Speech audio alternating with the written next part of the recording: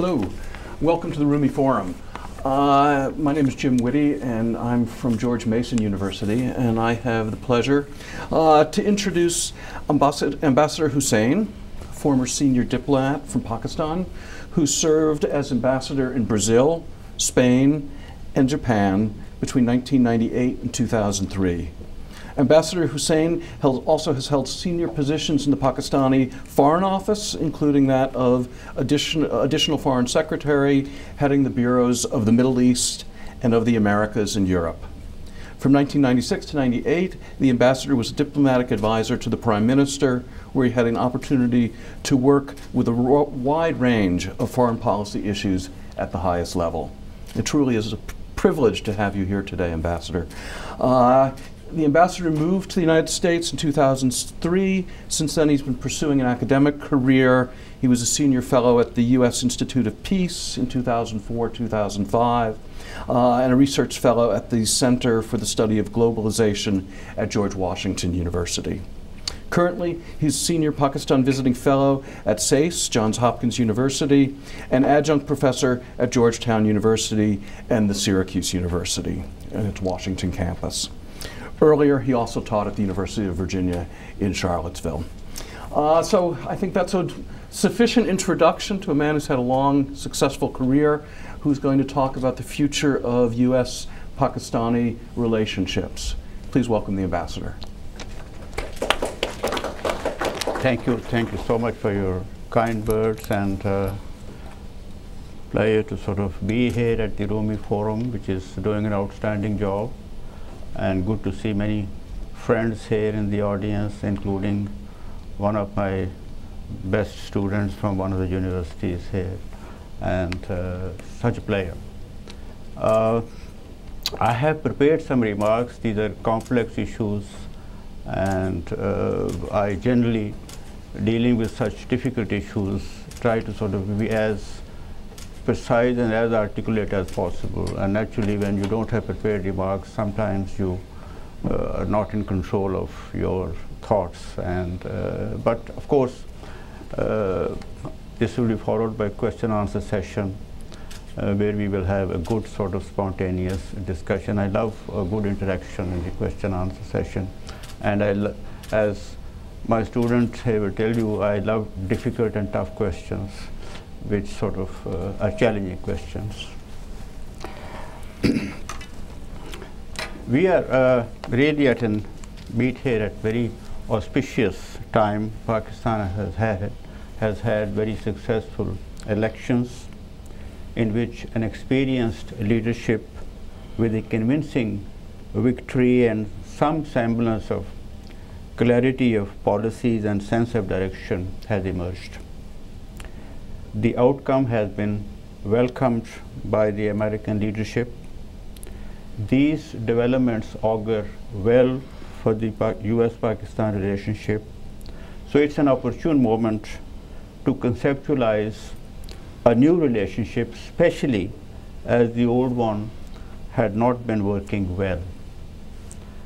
And it's no secret. Indeed, the need for a new relationship has never been greater, as the two countries continue to face challenges that neither can solve alone. Some of these challenges are shared, some are common, and others are linked. And of course, there are some on which the two are on the opposing sides. All these have to be pursued by both countries in the respective contexts of their national interests, domestic politics, historical experience, and strategic reach, which is global for the United States and regional and internal for Pakistan. Not to mention that there are always imbalances in the relationship between a superpower and a lesser power, and between a donor and a recipient. So right there you have complexities of handling these difficult challenges. And most often, especially in the media, these complexities are obscured, and that is what causes a lot of misunderstanding and a lot of problems in the relationship. So that all this makes for differences in the perceptions as well as in the policies. To navigate these differences has been, in my view, the biggest challenge in the relationship historically, but more so in recent years, as the issues that they have been dealing with did not just affect the governments, but also arouse serious public concern on both sides.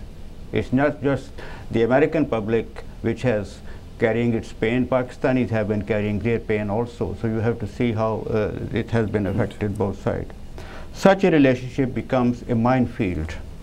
So much so that the relationship literally spun out of control in 2011 and 12, almost turning into an open warfare.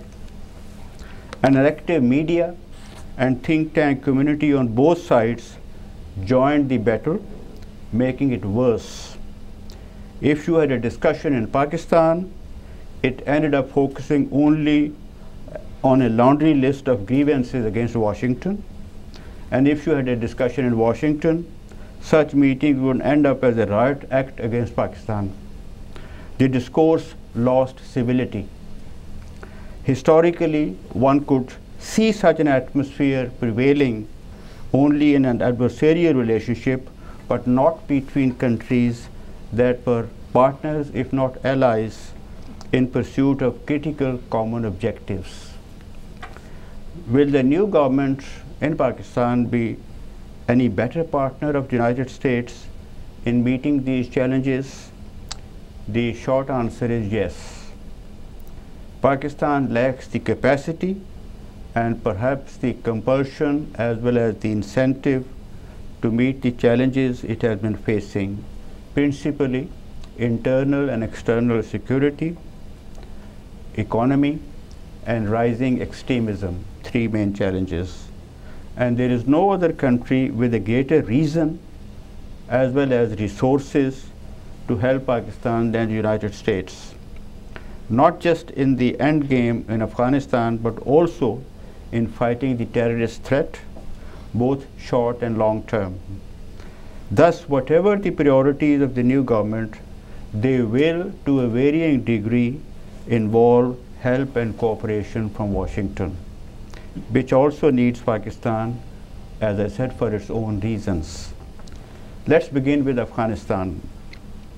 Now that the United States will be leaving Afghanistan only half done, it has to rely on Pakistan to make sure that the gains are not lost, something in which Pakistan too would have an interest, because an unstable Afghanistan is still a greater threat than a stable and strong Afghanistan linked to India, if that is indeed what was causing Pakistan an anxiety, an outcome that in any case has not materialized.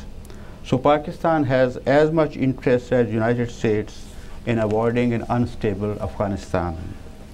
Not only will it host Al-Qaeda and other transnational terrorists, but this time around also TTP and other groups that are targeting Pakistan.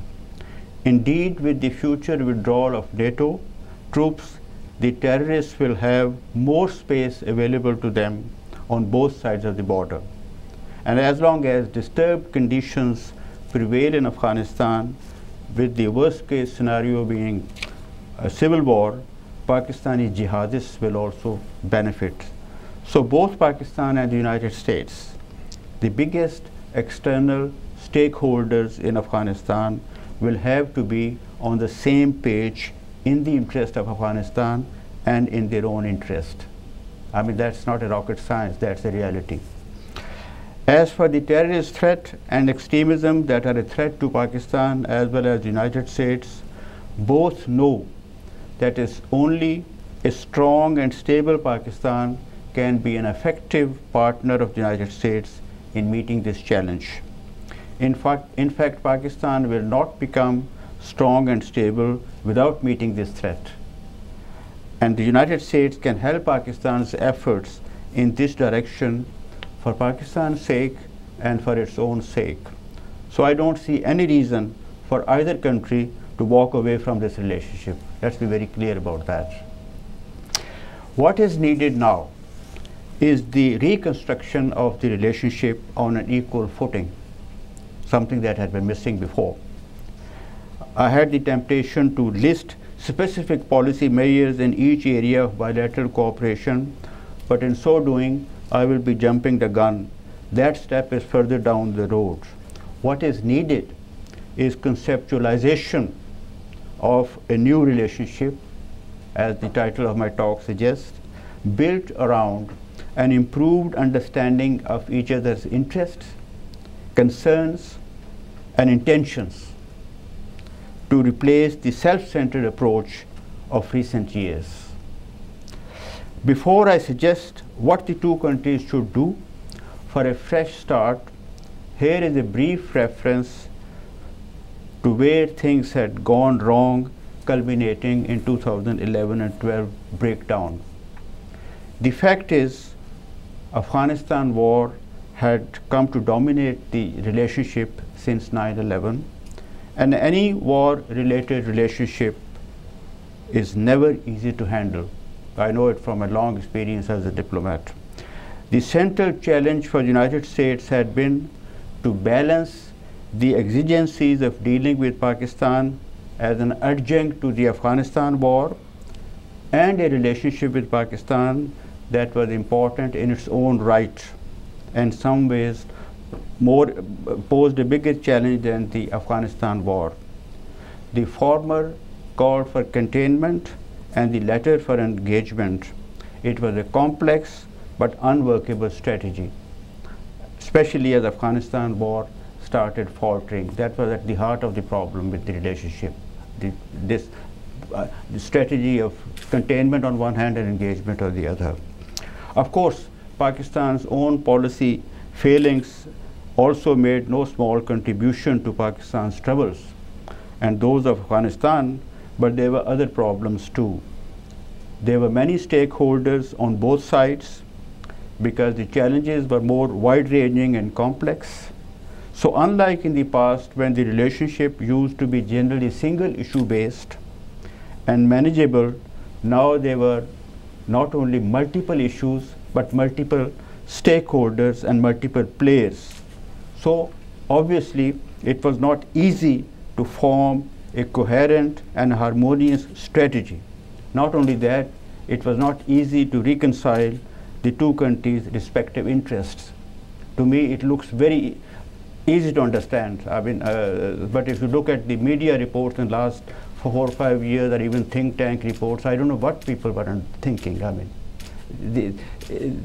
these are the facts which any policy practitioner can see, that these were the difficulties at the heart of the relationship. So the relationship suffered, and the two countries came to focus far too much on the negatives. In the United States, there was as much anti-Pakistan sentiment as there was anti-Americanism in Pakistan.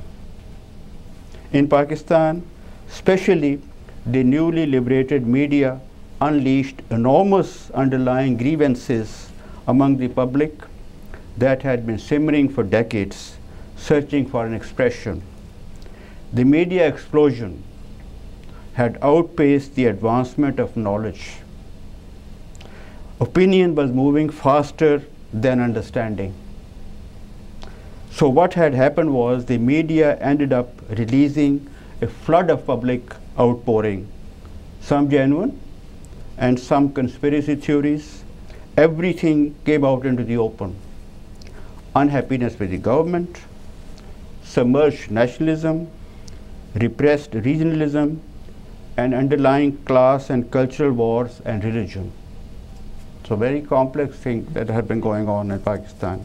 It was a lot of noise and music to the ears of much of the population looking for answers to the question as to where things had gone wrong in Pakistan. Of course, it was too painful to admit that we Pakistanis had brought it all upon ourselves, hence an excessive focus on America.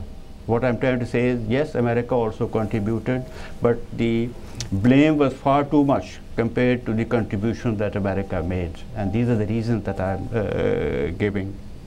This was partly the reason for anti-Americanism, which had become reflection of a wide spectrum of public unhappiness.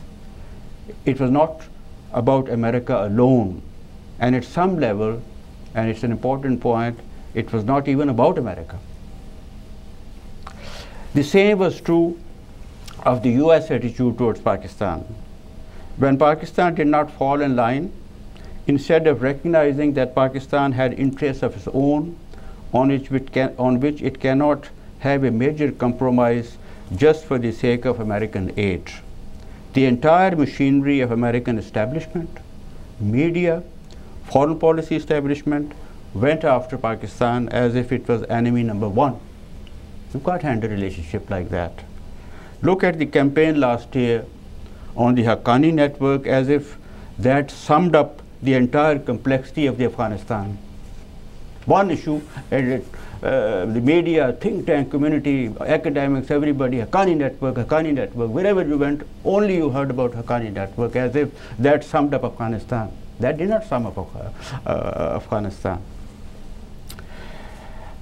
Then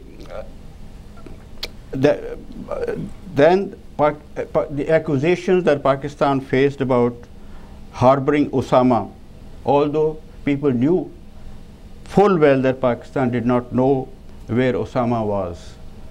Recently, former US ambassador to Pakistan, Cameron Munter, for whom I have great respect, he was giving a talk at the Atlantic Council and he said, look, there have been sort of millions of pages of information that have come from the CDs from Osama when he was killed.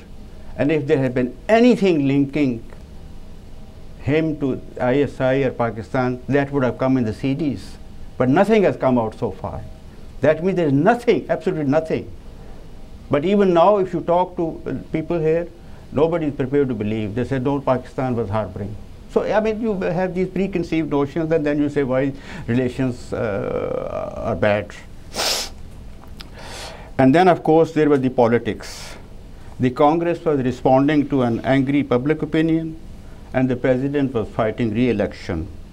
And all of it was a grist to the media and think tank community. And some of the academics also jumped in the fray. You want to make a name? Go after Pakistan. That was the sort of philosophy. No wonder attempts to salvage the relationship through Kerry-Lugar-Berman bill, a very good and very sincere move to help Pakistan, failed because there was too much negativity and bad feeling and undermining of each other. There were elements of leadership and institutions. There are good people on both sides, good institutions on both sides.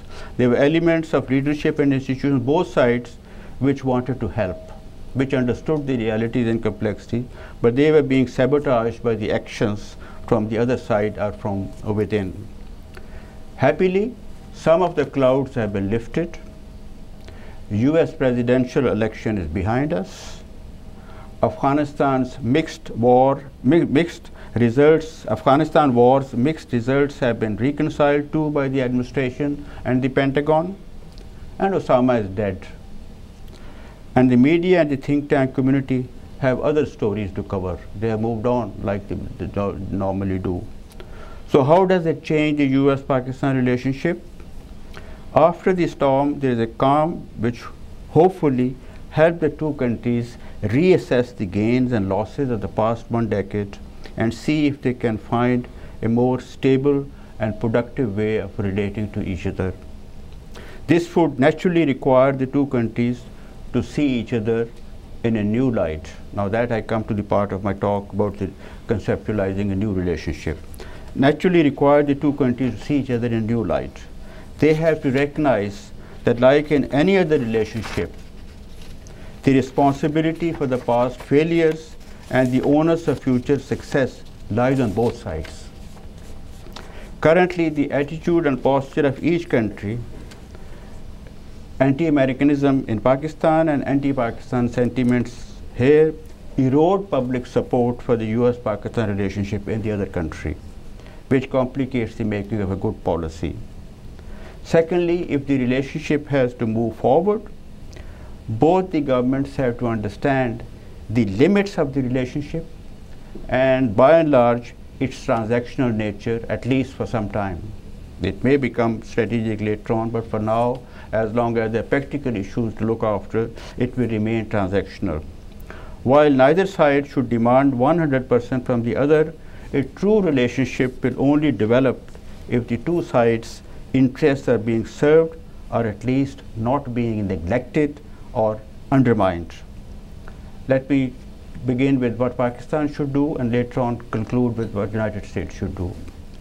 Pakistan must understand that the United States has certain interests, like the relationship with India, which has its own dynamics, concerns about China, non-proliferation, safety of nuclear weapons, threat to its security from transnational terrorists. On all these issues, the United States cannot go against its own interests just to please Pakistan. Keep that, they have to understand that. Whether Pakistan likes it or not, the United States is going to be around in the region. Better to have it on your side rather than as an adversary. China cannot be an alternative to the United States for Pakistan, nor does it want that kind of relationship with Pakistan. So many Pakistanis are under the illusion as if they can just walk across China and China will look after it. It's not going to happen. Pakistan thus will have to end up doing something to address the US concerns and maintain the relationship. Of course, on some issues, it's already doing a lot and cannot do more, either because of the capacity issue or because of the incompatibility of interests with the United States. That happens in relationships. Your interests are just plain incompatible. But important thing is, Pakistan's policy responses have to be explained to Washington a little better. I'm sure in government exchanges, Pakistan's position is explained well, but what is needed is a more active public diplomacy, especially on the part of the leadership in Pakistan. I'm not talking of diplomats here. Diplomats can only be as good as what the system allows them to be. Especially on the part of civil military leadership, because of the issues at play in the US-Pakistan relationship are agitating the public here. And I can understand their anxiety and agitation. It's agitating the media, it's agitating the Congress, which then goes after Pakistan, affecting the official position. Just keeping quiet conveys as if Pakistan does not care or is complicit in actions and policies that affect the United States negatively. You cannot just keep quiet. And I mean, that Pakistan then ends up with the image of an adversary, which is not true, but this is the image it conveys because of the silence at the highest levels over there. Both are talking, both civil and military leadership. Thirdly, Pakistan also needs to understand that it cannot defeat terrorism without defeating extremism. Two things are linked.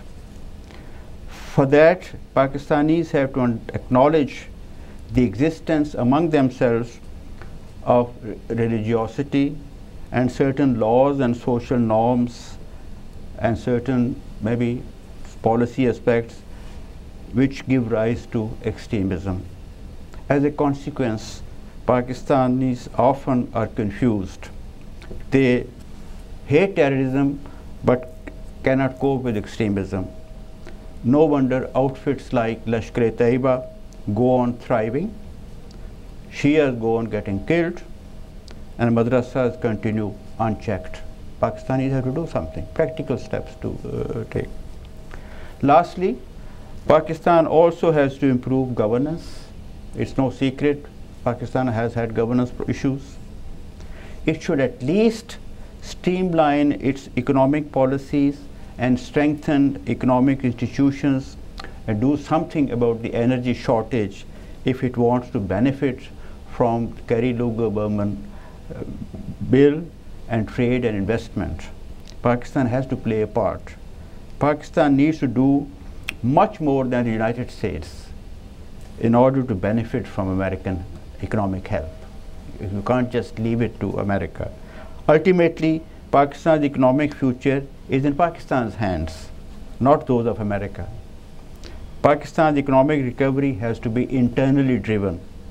In this, hopefully, and I'm hopeful and confident, Nawaz Sharif's government will be a more effective partner than its predecessor. Now, what does the United States do? That is the concluding part of my paper now. The United States has to understand that the United States and some of its policies, especially the Afghanistan war and the war on terrorism, has been part of the problems Pakistan has been facing since 9/11. And Washington needs to confront this reality rather than be dismissive of Pakistani complaints by blaming it all on conspiracy theories or Army's machinations. The fact is, America's post-9/11 wars have had a major impact on the regional environment and Pakistan's internal dynamics, contributing, among other things, to the rising extremism that harms the United States as much as it harms Pakistan. This has left a strong imprint on the public as well as official perceptions of the United States. That's why the United States is being blamed. As a consequence, it limits the United States' influence in Pakistan. And without influence, the United States cannot help Pakistan. You have to sort of retrieve or you have to rehabilitate your influence and create a favorable climate of opinion about the desirability of US help to Pakistan through not only its economic and military strategies, but also the so-called soft power. Washington has to realize that the old basis of dealing with Pakistan has been rejected by the people of Pakistan. There is no doubt about that. I think if they need to understand that if you look at the entire debate going on in Pakistan the last 10 years, that basis has been rejected. United States has to think of the long term and have some respect for some minimum national interests of Pakistan and tolerate some nationalist aspirations of Pakistan. Pakistan is no longer a pliant ally. It has changed. Pakistan cannot be ordered to do things that only a hitman can do. Pakistan is not a hitman. It has its own interests. Pakistan does have some legitimate security concerns, and its having exaggerated them in the past doesn't delegitimize them. Yes, Pakistan has indeed exaggerated its security concerns, that is no doubt about that, but it doesn't delegitimize them. Let's say, for argument's sake, some of the things that are being said here, there was no strong Pakistan army, there was no ISI, there was no missions of Pakistan army, and there was a successful functional democracy in Pakistan. Would Pakistan's basic security interests be any different? So, I mean, there are some interests which remain immutable. The United States also has to understand that its policy towards countries like Pakistan and other allies on hire or seasonal allies lacks balance and tends to move in extremes or moves in bad compromises that serve neither its interests nor of its allies. When you treat other allies as hirelings, you cannot build a long-term, stable and strategic relationship. The other side also starts exploiting you. So the relationship becomes bad on both sides. Gone are the days the United States could relate to Pakistan and many of its other smaller partners as a pliant ally run by a client regime presiding over a compliant population. Because of global changes, an increasingly self-conscious and politically aware public in these countries And now I'm raising a larger issue, because a lot of you are looking at developments in other parts of the world, so-called Arab Spring and all that. Because of the global changes, an increasingly self-conscious or politically aware public in these countries has now become very vocal, incited no doubt by the media and the information revolution. As a result, in all these countries, both the domestic as well as the international order is under challenge. Everything is under challenge.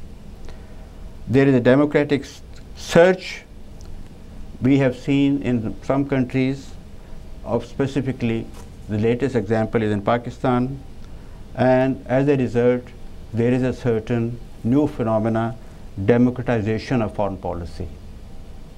Foreign policy, old ways of making foreign policy is also changing. Already in Pakistan, a debate has opened up on security, national interest, sovereignty, and the role of the army. If you look at Pakistani press, you see all these issues being debated, and relations with India. The United States must be on the side of these emerging changes in thinking, support the country's new power dynamics, and enhance its engagement with the civilians to strengthen them so that they can take hard decisions on foreign policy and domestic issues. That will not only advance Pakistan's stability, but peace and stability in the region, which has become indivisible. It may lead to long-term developments that will be beneficial to America's own interests. As you have seen, I have avoided the D word. Well, I have a different take on that. There are many aspects of this drones issue. Some are legal, some are moral, and some are related to drones as an instrument of war. Let me clarify, I take no position on the legal and moral aspects. The reason being, the reason twofold.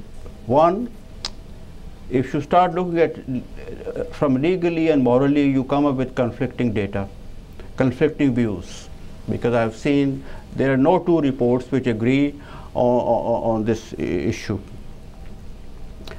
And secondly, which is more important, already a debate has started in this country on the drones.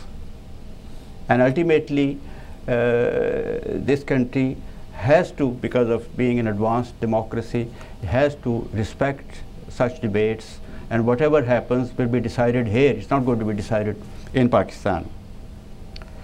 That is where it will be decided about what the future policy on drones is going to be. As far as Pakistan is concerned, the opinion is divided, which basically means there is no clarity. At public level there is opposition, at the government level there seems to be ambiguity. The opposition is based, in my view, more on, for the reason of anti-Americanism than anything else. It's not because of other things, it's a reflection of anti-Americanism. And for Washington, as an instrument of war, the drones seem to have acquired an element of obsessive compulsive. So you have problems on both sides. The success of the tactic, in my view, as I said, leaving aside the legal and moral issue, the success of the tactic should be judged not only in military terms. The military gains should be weighed against political losses, which definitely there are. If the United States wants to re-engage in Pakistan, wants to help for Pakistan's sake and for its own sake, it needs to revisit the drone issue, not so much, as I said, for moral and legal reasons. That issue will take time, that debate will take time to, but for the fact that whatever military gains there may be have to be balanced against political losses. If the political losses outweigh your military gains, you need to sort of look at the policy again. That's my purely sort of, as a foreign policy practitioner, I look at that.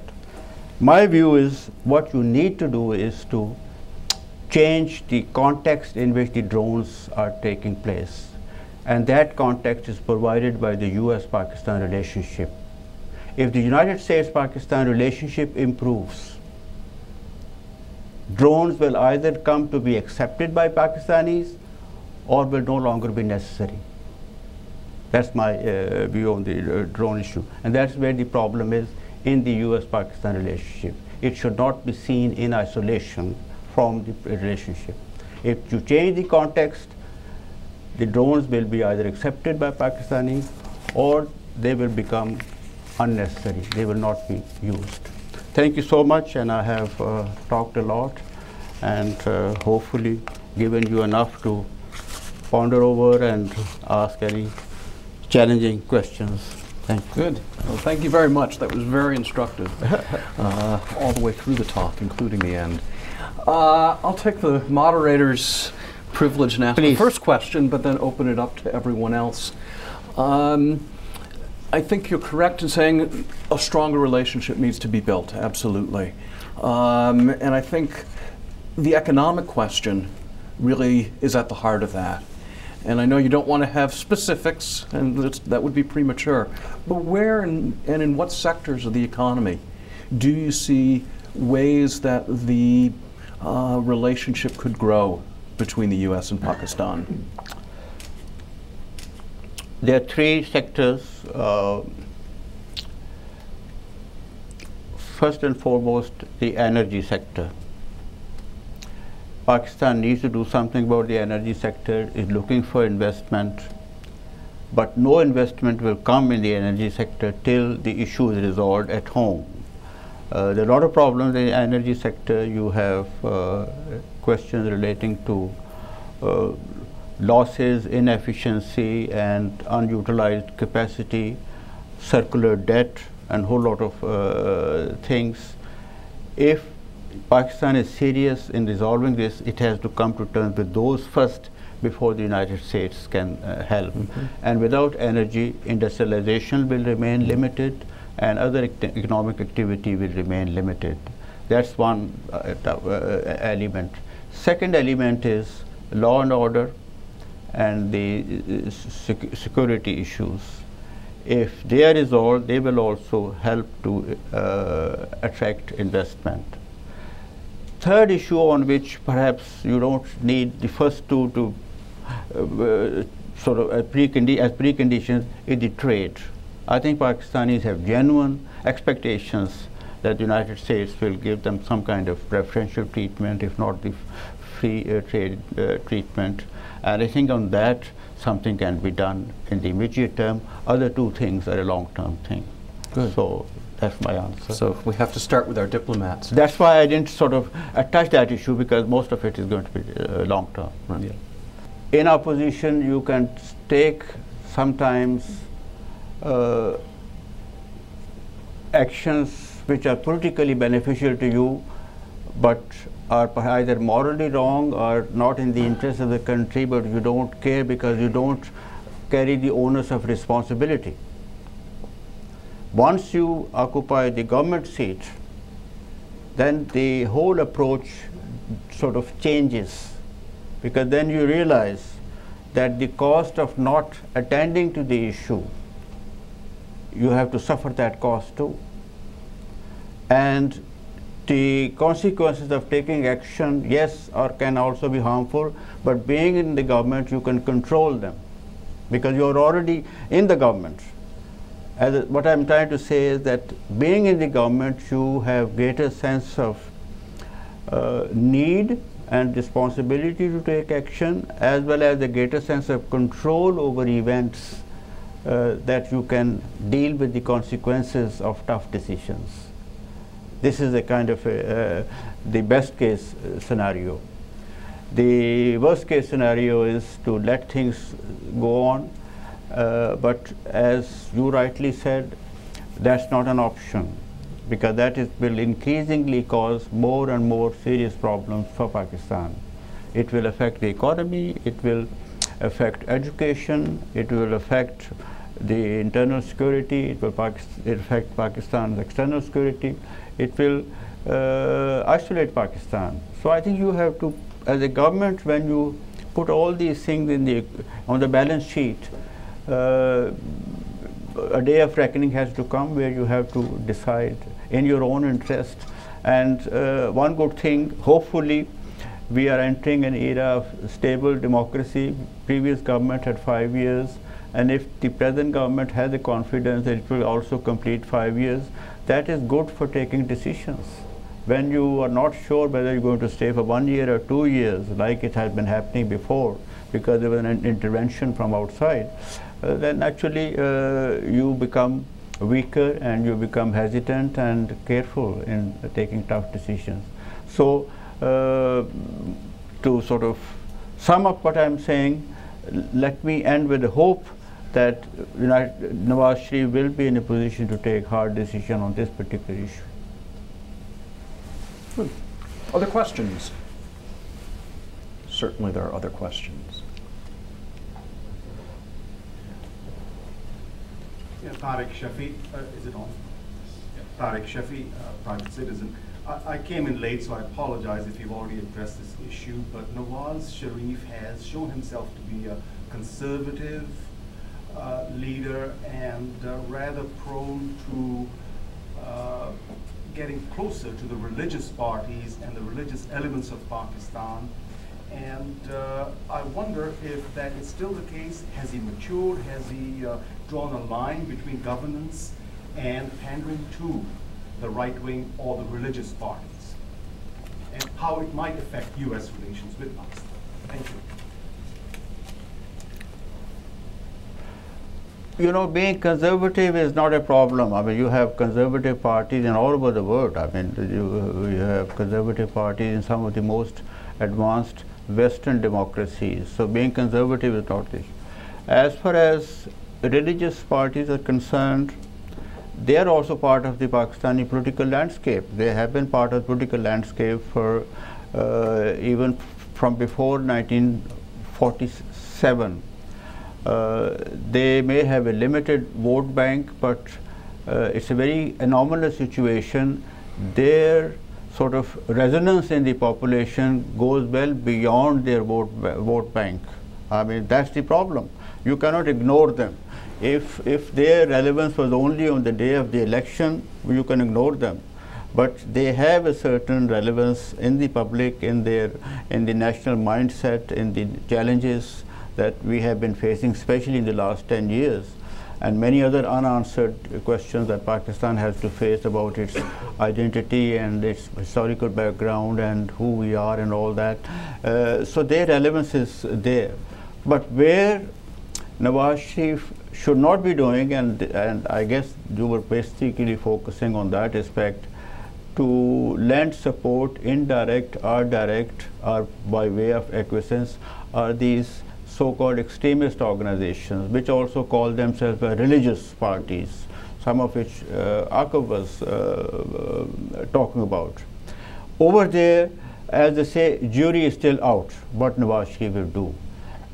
So my answer is partly what I said in answer to the previous question, that we will see whether he feels strong enough to take action against them. But as I said, you keep in mind that for any civilian government to take tough decisions, it has to worry not just about its sort of how much political support it has, it also has to worry how fragile democracy still is in some ways. So you cannot let sort of country to go through any turmoil just because certain elements create instability and create sort of turbulence in the country on the basis of religion or whatever. So I think he will probably navigate carefully and slowly. But I agree with you, he has to do something. If he doesn't do, of course it will affect relations not only with the United States but with India also. But relations are a very sort of wide-ranging thing. They are not focused only on one issue. If the countries feel that on certain other issues a government is doing well and doing things which are in the interest of the outsiders, then you may take a more charitable view. Ultimately, relations are judged on a wide range of dimensions, and let's see what happens.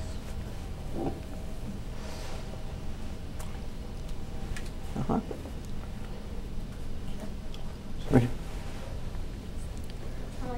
My name is Assalamu alaikum. Sada Ahmed, and I am a lobbyist at Capitol Hill. I work on mostly domestic U.S. issues, but I am from Pakistan originally. So my question is about the drones.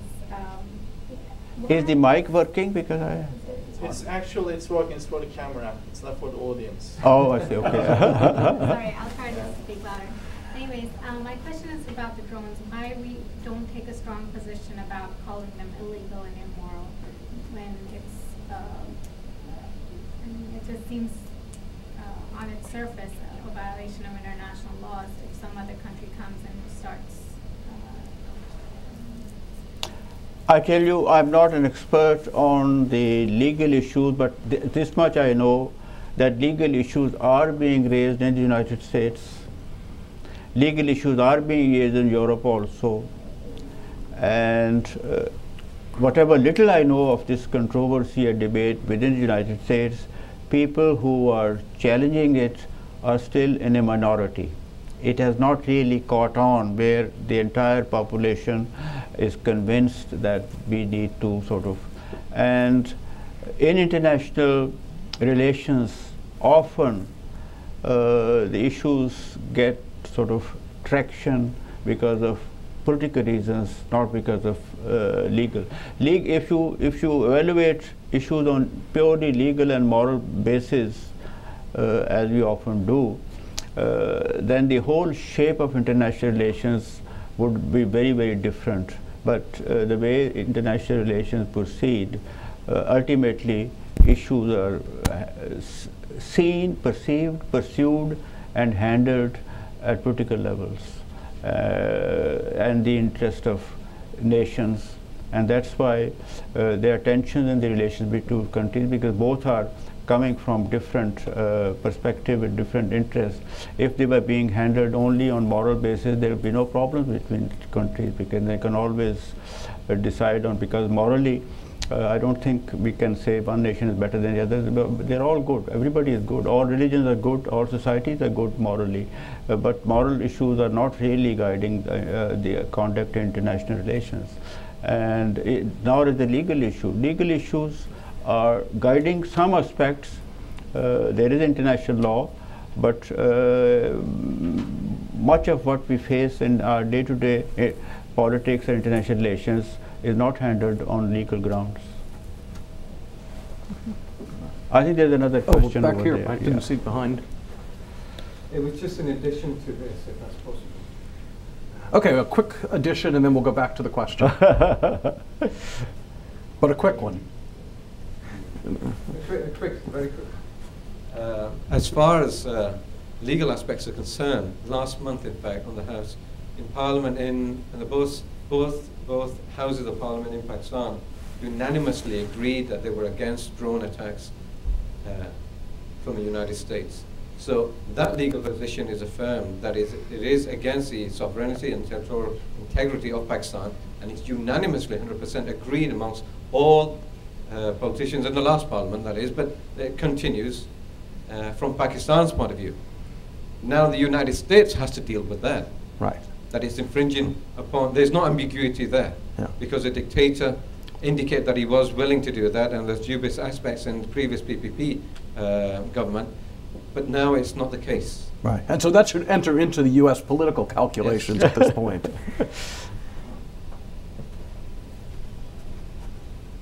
Thank you, Ambassador Touqir Hussain, for your excellent presentation on the future of U.S.-Pakistan relations. I'm Nirupam Devnath from the Embassy of Bangladesh. Embassy of? Embassy of Bangladesh in the U.S. Okay. And what I have observed in your presentation, you have primarily focused on the U.S.-Pakistan relationship from bilateral perspective and avoided any regional context. And all the countries in South Asia are working under the SARC, South Asian Association for Regional Cooperation.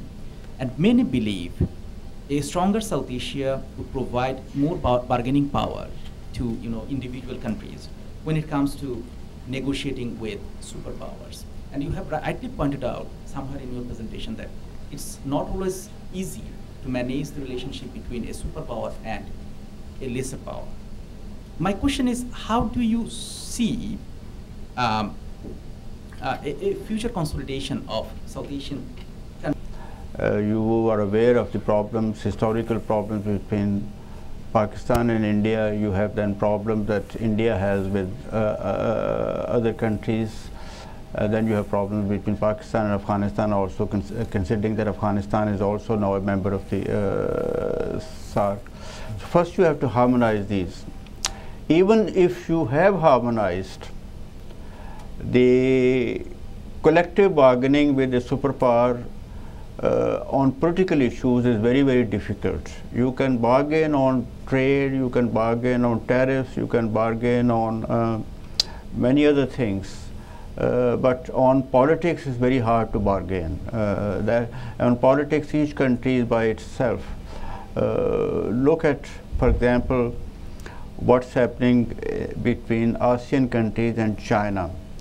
Where it comes to economic issues, they relate well with China, they relate well with the United States, they relate well with Japan. As soon as the issue of the South China Sea comes and the islands and the oil and all that, then each country is on its own dealing with China. Then, I mean, these are political issues. On that, if they sit down and say, all right, let's take a common position, it's very hard for them, because that is very, very difficult. So, even on trade and economic issues, SARC needs to cover a lot of ground.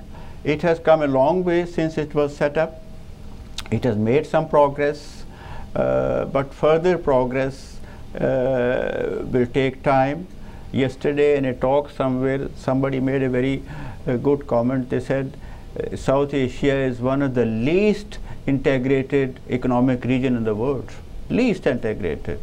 And he said, look at the energy, look at the infrastructure, look at the communications, look at the road transport, look at the whole of things. The region is not integrated. So you have to have integration first, you have to have a common market first, and then you first create a bargaining power and then you bargain collectively.